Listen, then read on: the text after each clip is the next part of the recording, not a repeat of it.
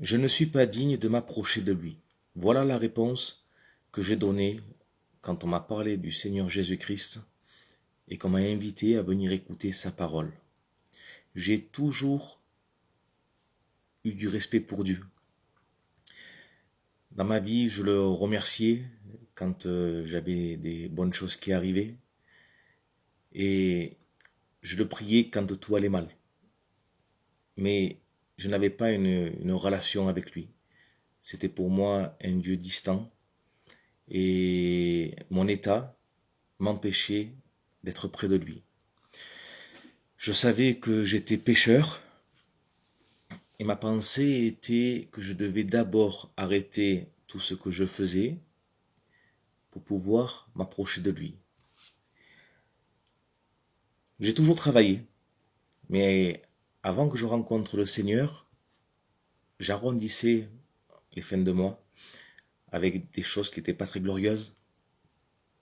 Et cela a creusé dans ma vie un fossé entre Dieu et moi. J'aimerais vous partager un verset qui m'a libéré. C'est écrit dans Marc au chapitre 2, verset 17.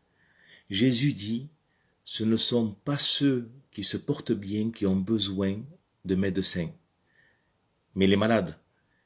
Je ne suis pas venu appeler des justes, mais des pécheurs. Ce verset-là m'a fait comprendre que ma pensée était l'inverse de celle de Dieu, et qui prenait plaisir à la miséricorde. J'ai compris que Dieu a porté mes péchés, mes maladies, ma souffrance, mes liens à la croix. Et celui qui croira en lui verra la gloire de Dieu dans sa vie. Alléluia. Donc, ce soir, je te dis, approche-toi de lui tel que tu es.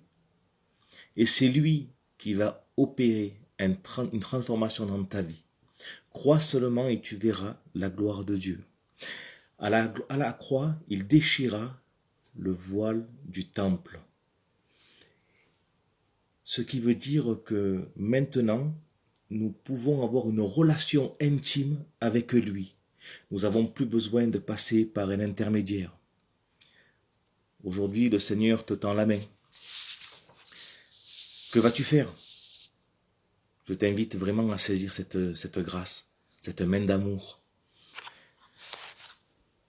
Le Seigneur nous aime et je voudrais simplement vous dire que ce soir, le Seigneur se tient à la porte et il frappe.